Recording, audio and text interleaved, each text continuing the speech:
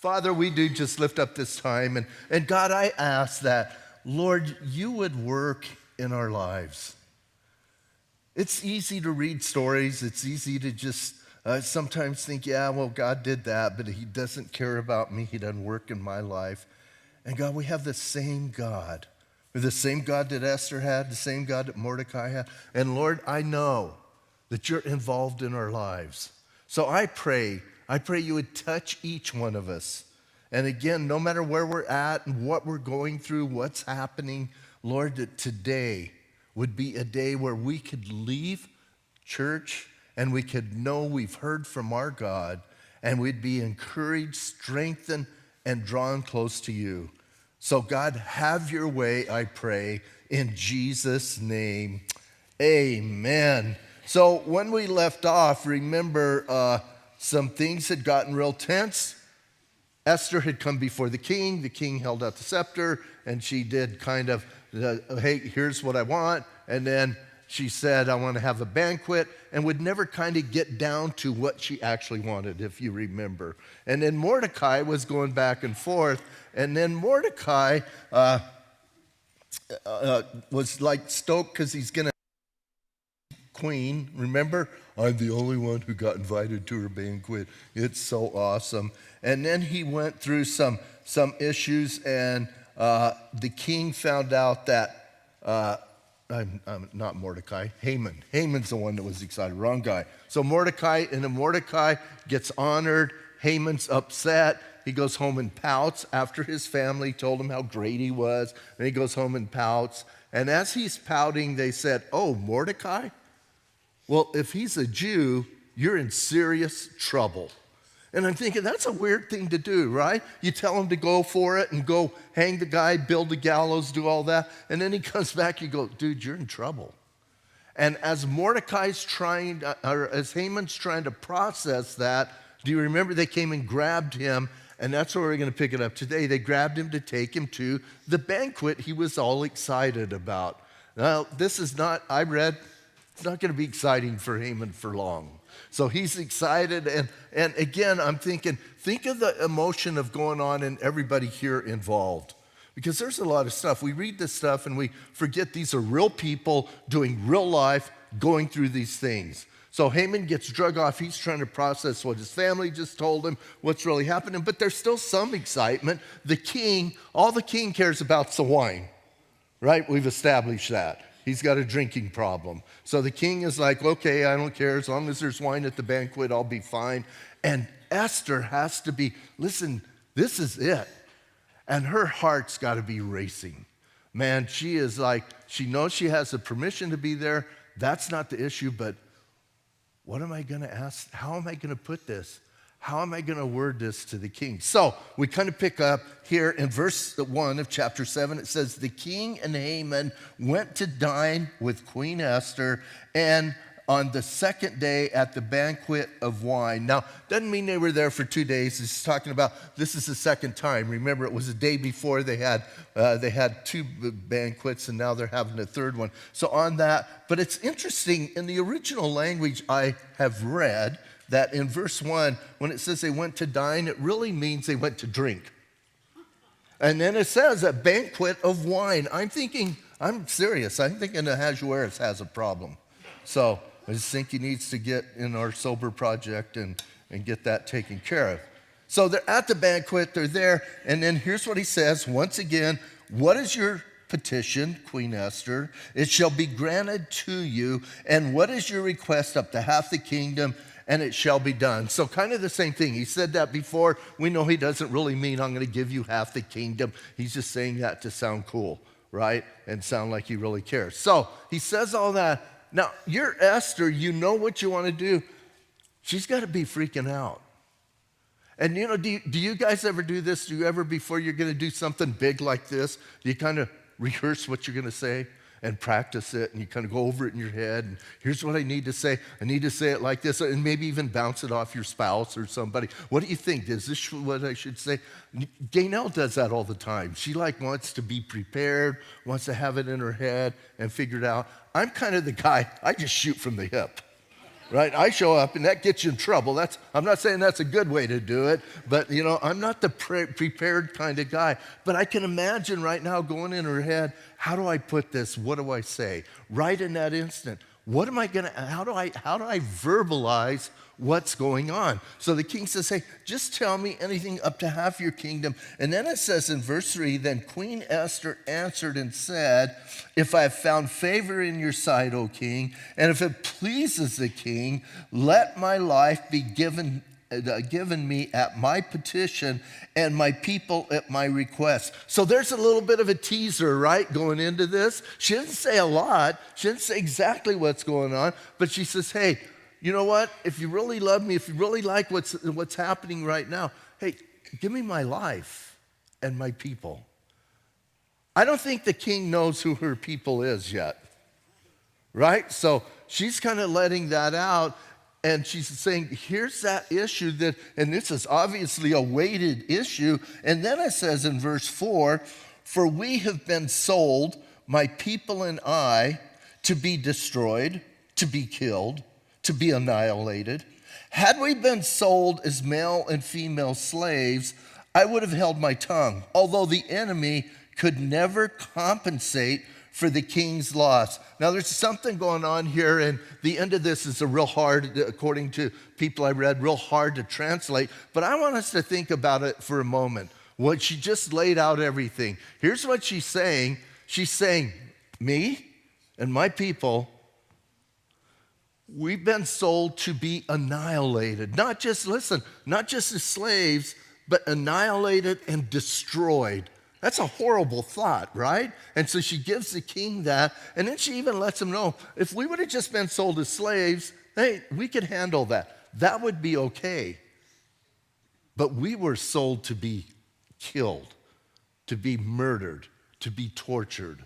And she lets him know. So then at the end of this, it's kind of interesting to me. At the end of this, the King James and the New King James have it worded in a way that it says, had we been sold as male and female slaves, I would have held my tongue, although the enemy could never compensate for the king's loss. Here's what she's saying.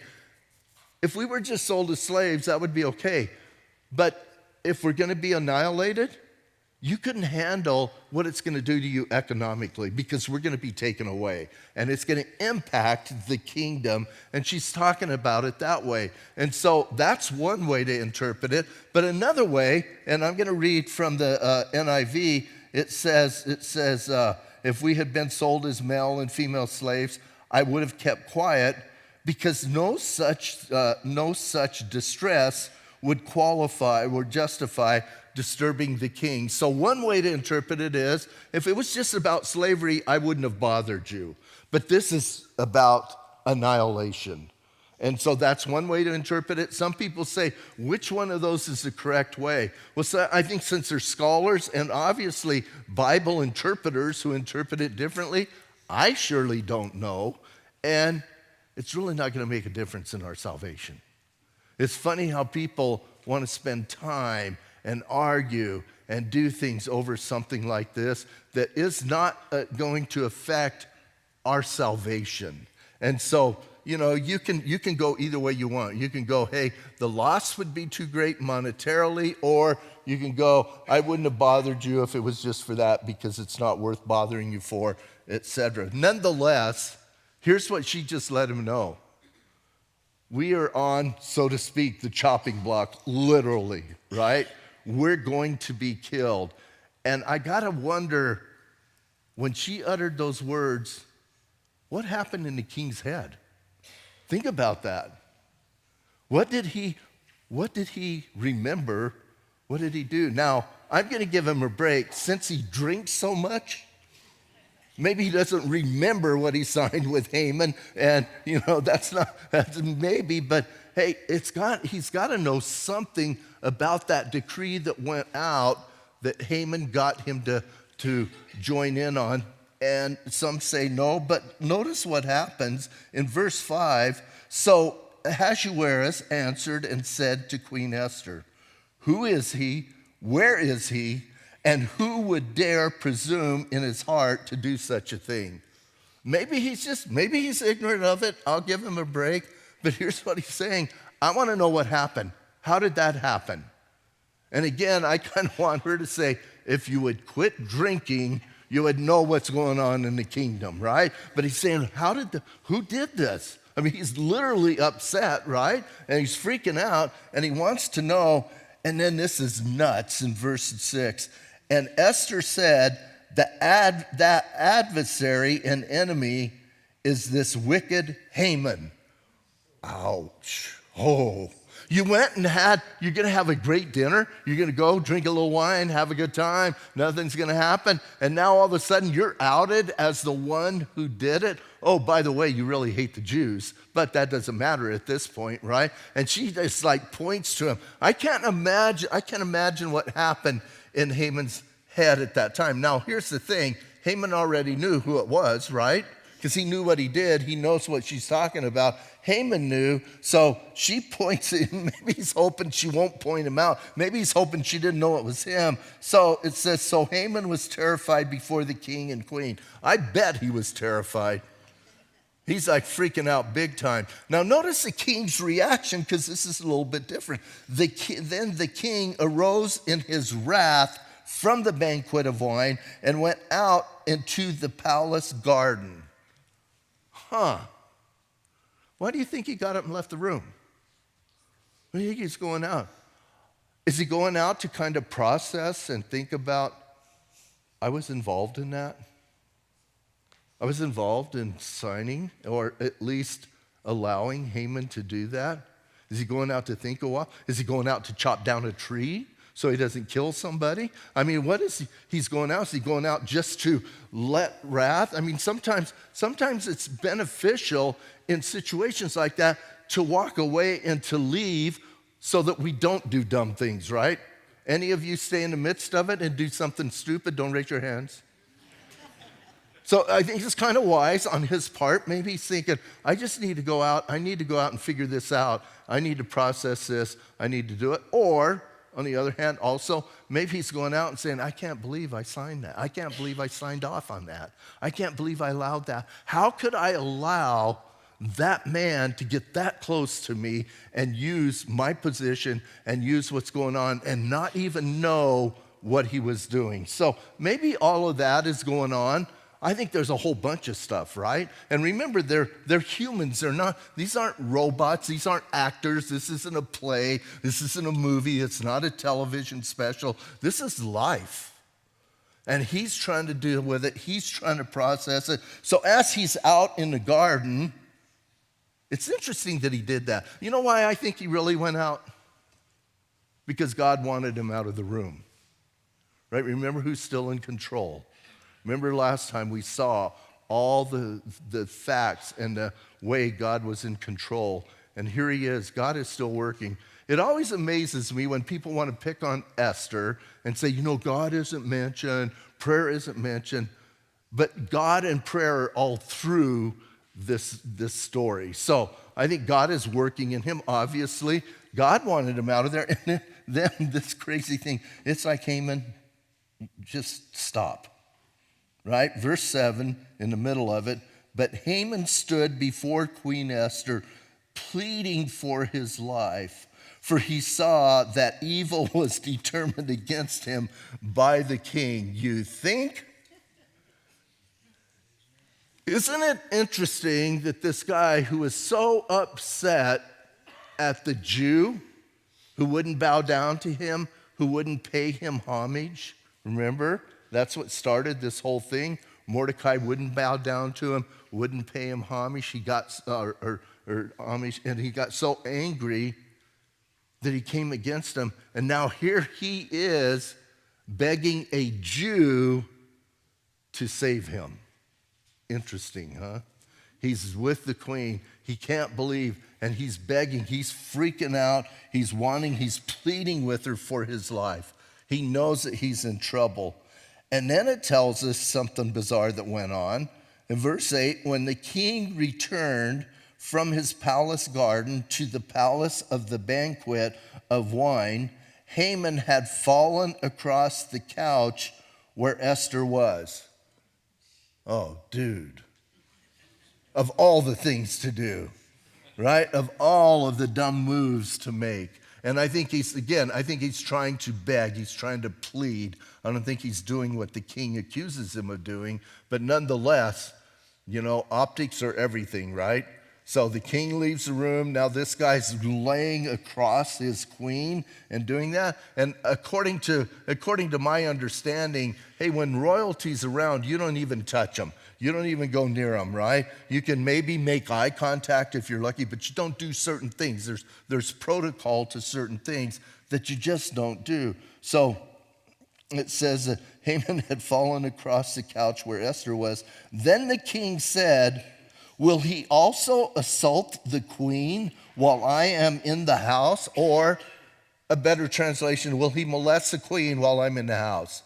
And those words come out of his mouth. Now think about this. You're the sovereign of, for all intents and purposes, the world at that time. And you walk in, this guy's laying on your queen, and you utter those words. What is going to be the reaction of anybody else in that room? Number one, it's major freak mode, right? Everybody is going to be upset. Everybody is going to be freaked out. So look at what his people do. It says, as the word, at the end of verse 8, as the word left the king's mouth, they covered Haman's face. Why did they do that? They covered his face because he's in serious trouble. Shame and everything, and I think because they're going to execute him. And so they grab him, cover his face. He can't even look at the king now. He's in trouble. And then it says this one guy in verse 9, now Harbona, one of the eunuchs, said to the king, look, the gallows 50 cubits high, which Haman made for Mordecai, who spoke good on the king's behalf, is standing at the house of Haman. So I think Haman was boasting about this gallows. I think Haman was, obviously he's all about himself. And I think he was letting everybody and anybody who would talk to him, man, I built this gallows, you ought to see, I'm going to hang Mordecai on it, I'm going to do these things, I'm going to do all of this. So obviously he told this one guy, right, this eunuch, and the eunuch is telling the king, hey, look, we just happen to have a gallows. Now, I know it's not appetizing or that great, but once again, they didn't hang him with a noose. They impaled them on a stick. And you can use your imagination how they did that. But it was gross. It was a horrible, horrible way to execute people. It's amazing how some people can come up with the worst ways and the most torturous ways to kill somebody. So these guys, that's how they did it. So he goes, hey, look, he built a gallows. It's right there. We can all see it. If it's 50 feet high, you can see it. And again, I don't think it was a stick 50 feet high. I think it was built on platform and up and raised up so everybody could see what was happening. So he said that, and then the king said, hang him on it. Man, if you're Haman's, that's got to be the worst words you ever heard, right? Oh, man. So they hanged Haman on the gallows that he had prepared for Mordecai. Then the king's wrath was subsided. So now that could be the end of the story, but there's more. Because nothing really got resolved, did it? Listen carefully. An edict went out to annihilate all the Jews, to do away with them. And if you remember when we read that part, according to the laws of the Medes and the Persians, once something is written and goes out, you can't change it. So now what are we going to do? We still have the dilemma that there's an edict on the 13th day of the 12th month that all the Jews are to be killed and annihilated. So you got rid of Haman, the guy who did it, but what's next? Well, I think the king is trying to make amends. And so in verse 1 of chapter 8, it says, on that day, King Ahasuerus gave Queen Esther the house of Haman, the enemy of the Jews, and Mordecai came before the king, for Esther had told how he was related to her. So listen, now he goes, oh, here, you can have this estate. And remember, he was pretty wealthy. But you get all of that, and I'm thinking, dude, that doesn't, are you trying to clear your conscience? trying to buy her off, trying to say, here, you can have this. Sorry I did that. Sorry I signed something that is going to kill all of you people. And I know we hanged Haman. That wasn't enough, so why don't you just take his property? And again, I'm thinking, won't do me any good on the 13th day of the 12th month. Right? So he does that. Mordecai's there. She brings Mordecai in on it. Now both of them are before the king. And then verse 2 says, so the king took off his signet ring, which he had taken from Haman, and he gave it to Mordecai. So here's what he's doing. Mordecai was the prime minister. He was the one closest to the king, had the most power of the kingdom, except for the king. And now he gives all of that to Mordecai and makes him and raises him up to that same position. And Esther, it says at the end, Esther appointed Mordecai over the house of Haman. So it's kind of, ironic, right? Haman wanted to destroy Mordecai. Now Mordecai has everything that Haman had. And, it's good, but still, I'm still thinking, what's going to happen on the 13th day of the 12th month? Because none of this really matters if we're all going to be killed in 8 months. I read ahead and I know they're in the third month. So none of this really happens. If we're 8 months away from being annihilated, so what? So the queen's still in this. You got to love the queen. And it says, verse 3, now Esther spoke again to the king, fell down at his feet, and implored him with tears to counteract the evil Haman, the Agagite, and the schemes which he had devised against the Jews. Here she is still pleading. She's understanding that all of that took place, but it doesn't matter. There's still the edict that went out, and we got to do something about it. And I love the idea that she doesn't give up, man. She intercedes and intercedes and intercedes for her people. She's a great example for us to be interceding for our people, for our country, for our friends, for our neighbors. We need to be people of prayer. We need to be going, hey, she's going before King Ahasuerus. Do you know who we get to go before? The King of Kings and the Lord of Lords. We get to go before the King of the universe, the one who rules everything. We have the opportunity and the privilege of carrying people to our King and making requests on their behalf. And yet, I think sometimes we're just so flippant about it. We're just so careless about it. Years ago, Steve Camp had a song, and it was about prayer. And I'll never forget the one line. He goes, the way we treat prayer is like playing marbles with diamonds. What a line to think about. And we do that. If we're really honest, are we really interceding? Because I think that's what matters. And that's, a privilege that we have. And I think even in here we have our women's prayer and our men's prayer, and I invite people to prayer, and some people go, but it's too early. Really? It's too early? And I understand some people have work they have to get ready for, children they have to get ready, but not for everybody. And when we say, hey, that's too early, what if I told you this? What if I told you next Tuesday and Wednesday that President Trump is going to be in that office? And you can come and ask him. Now, I know you might hate him, that's fine, but, regardless. Let me just say the president then, because I don't want to make people mad. I do, but I don't. But let's just say the president, I told you next Tuesday and Wednesday, the president's going to be in that office, and you can ask him for anything you want. Do you think he'd come? I would, for sure. There's things I want, right? And I'm not just thinking selfishly, there's things I want for our country. Well, you know who's in that room every Tuesday and Wednesday? The King of Kings and the Lord of Lords.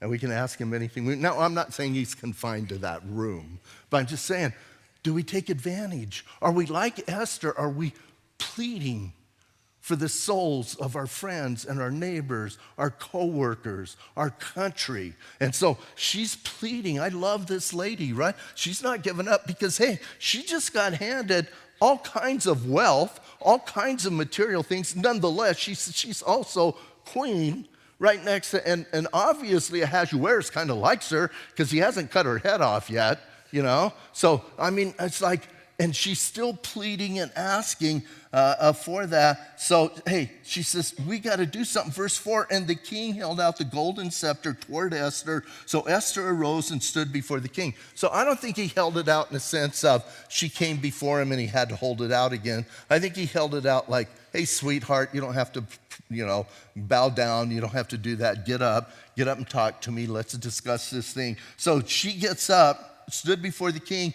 and here's what she said. If it pleases the king, and if I found favor in his sight, and the thing seems right to the king, I am pleasing in his eyes, let it be written to revoke the letters devised by Haman, the son of Hammedatha, the Agagite, which he wrote to annihilate the Jews who are in all the king's provinces. For how can I endure to see the evil that will come upon my people, or how can I endure to see the destruction of my countrymen? Man, that's a plea, right? We need to do something. We need to take care of this. You need to write a decree annihilating that decree. Well, according to the law of the Medes and the Persians, you can't do that. You can't one-up a decree. That has been written. That has to stand. Now, the king has a dilemma, right? Hey, I love this queen. She's part of who are going to be annihilated. And obviously, she loves her people, and I'm concerned about what's going on, but how can I fix it? I can't take that back because I don't have the authority or the power to do that according to the laws of the Medes and the Persians. So how can I fix it? I believe our Heavenly Father, in a sense, was faced with that same dilemma. Every soul that sins must die. Anyone who sins against God must suffer the wrath of God. And God never winks at sin. Sometimes I think as believers we think he winks. He doesn't wink at sin. And here was God's dilemma. How can I take care of that? How can I be just and a just God? And how can I fix that or be a justifier at the same time? How can I do that? Because I have a dilemma in front of me. People have sinned.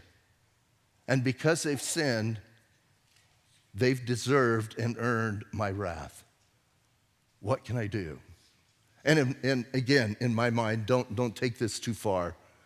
And the Son said, I'll take care of it. The second person of the Trinity said, I got a plan. I'll go. And I'll live a perfect life. And I'll go to the cross, and you can pour all of that wrath upon me. And I'll take that wrath, and I'll raise from the dead. And you can be justifier. We will take care of it in the sense. And again, don't take that theologically too far. But you know what I'm saying? God is just. He's not going to just wink at sin. And he's justifier because the wrath of God was poured out on the Son of God. And now the Son of God says to us who are believers, your debt has been paid, it's taken care of. So I love this as kind of a little drama of that. The king is going, what can I do? How do I fix this? I don't know what to do. So she's asking him what to do. Verse 7, then King Ahasuerus said to the queen Esther and Mordecai the Jew, indeed, I have given Esther the house of Haman, and they have hanged him on the gallows because he tried to lay his hand on the Jews. You yourselves write a decree concerning the Jews as you please in the king's name, and seal it with the king's signet ring, for whatever is written in the king's name and sealed with the king's signet ring can no longer be revoked. So now he's saying, write something, you guys write it, you guys get it taken care of, and use my signet ring, and once it's that way, no one can take it back. Now, I think they had a plan, but can you also see God in this? And God guiding and directing. So you guys write something. So they got together, Haman and Esther got together and brought the scribes. It says in verse 9, so the king's scribes were called at that time. In the third month, that's where I knew where they were, in the third month, which is the month of Sivan, and on the 23rd day, it was written according to all Mordecai commanded. all Mordecai commanded to the Jews, the satraps, the governors, and the princes of the provinces from India to Ethiopia, 127 provinces in all, to every province in its own script, to every people in their own language, and to the Jews in their own script and language. Does that sound familiar? Isn't that exactly what Haman did?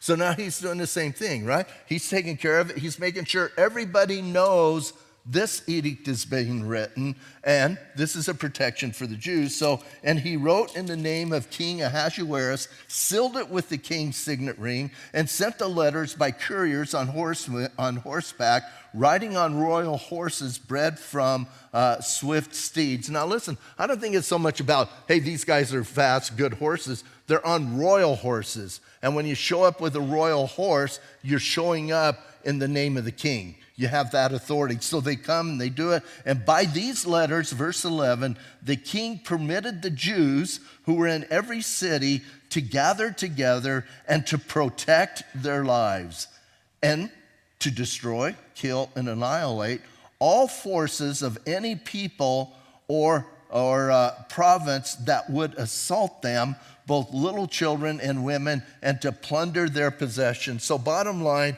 here's what's going on. They have the permission to protect themselves. That's what's going to happen on the 13th day of the 12th month. And we're going to find out exactly how it happened. Now, part of this, some people read part of this and they're going, well, why are women and children involved in this edict? And hey, it's not so much you can go out and just, pillage people. If they're coming against you, you can defend yourself.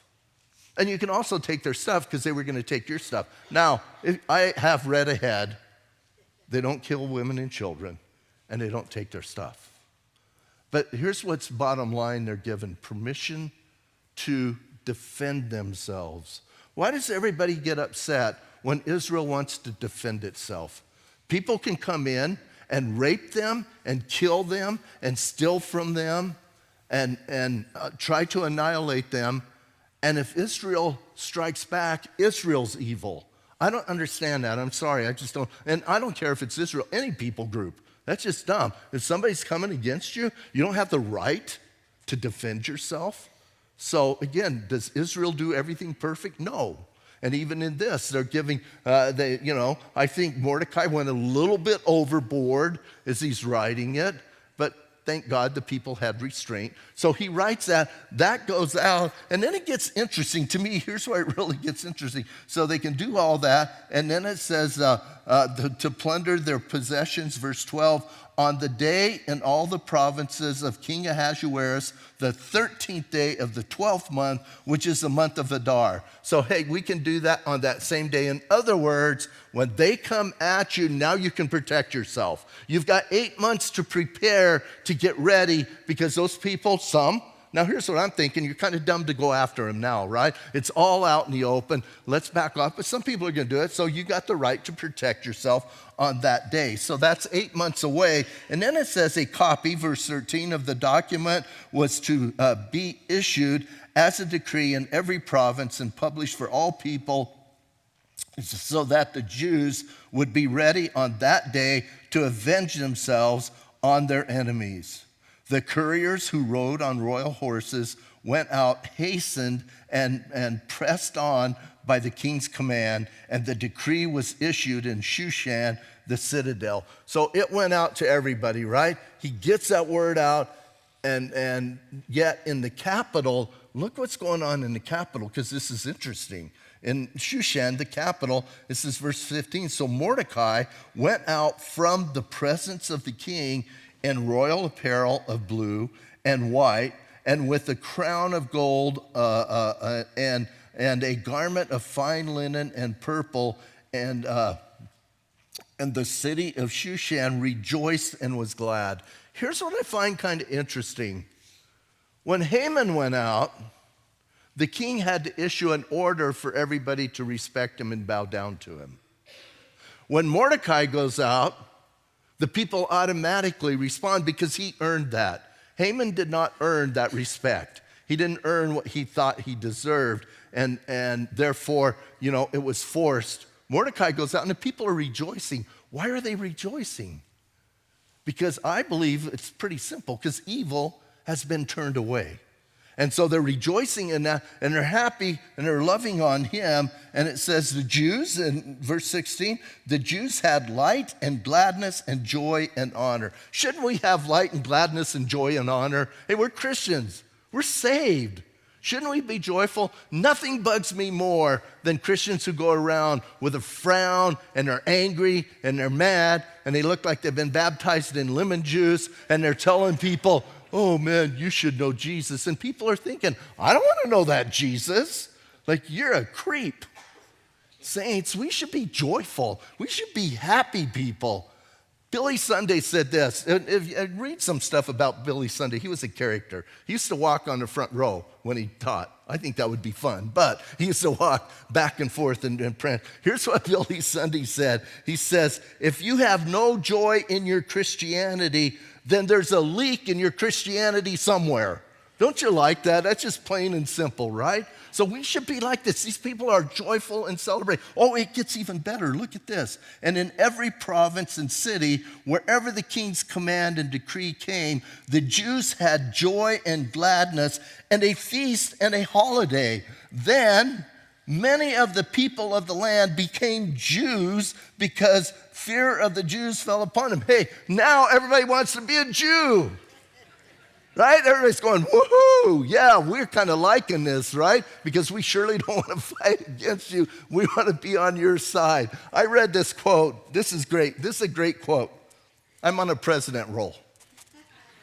This is President Ronald Reagan when he got shot. When he got shot, it says the medical team was preparing for surgery, and he jokingly said to them, I hope all of you are Republicans. And one of them replied, Mr. President, today all of us are Republicans. Isn't that great? Hey, shouldn't we be unified? Hey, we don't have to like everything somebody does, but we need to be unified, especially as believers in Jesus Christ. There's nothing worse than as believers when we're bickering and fighting and doing things. Let's get unified and let's go forward. And let's be people. Hey, here's the Mother's Day message. Like I never do one. This is a pretty good one. Let's be Esther. Moms, be intercessors for your kids, for your husbands, for your families. Because that's what Esther did. Again, you're saying she didn't intercede. Yes, she did. She went before the king. And that's what we need to be doing.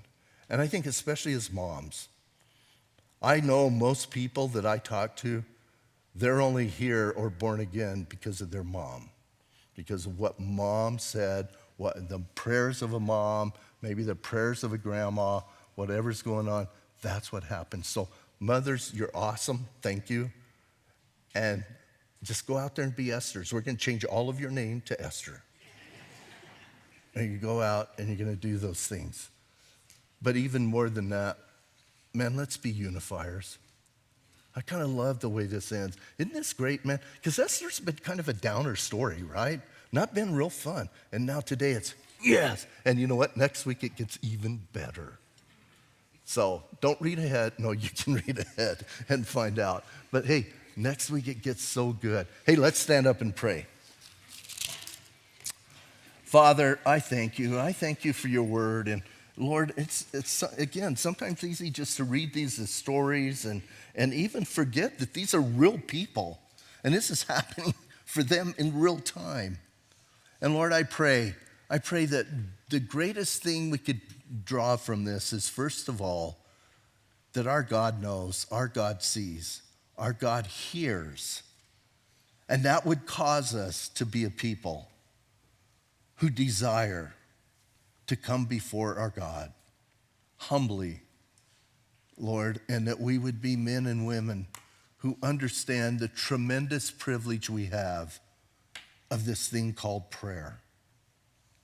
And God, that we would take advantage of that. Work in our lives, draw us close to you. And today we do want to pray for moms everywhere. Bless them, encourage them, strengthen them. And God, I just pray that they would be honored by their families. And I'm going to ask everyone to stay in an attitude of prayer for a couple more minutes. And if you are here today and you've never asked Jesus to forgive your sin, because that's what it's all about. You're asking him to forgive you. And I talked about he took the wrath that you deserve. And he does care about you, or he wouldn't have done that.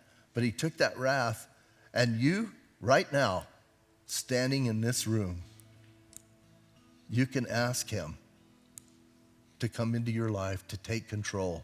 You can ask him to forgive your sins, and you can right now trust what he did on the cross, and you can make that part of your life. So if you want to do that, I'm going to say a prayer, and you can say this prayer with me. You can say it out loud. You can say it silently. It's not volume.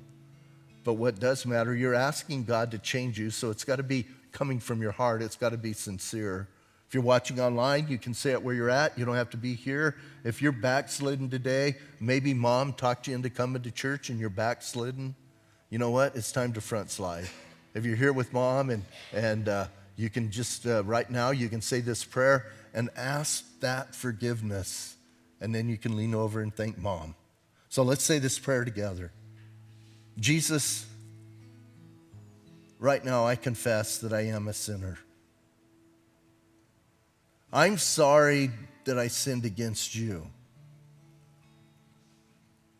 And today I'm asking you to forgive me. Jesus, thank you for dying for my sin. Thank you today for your forgiveness. And now I want you to come into my heart and change me. Jesus, I'm asking you to come into my life and guide me. Today, I want you to be my Lord and my Savior.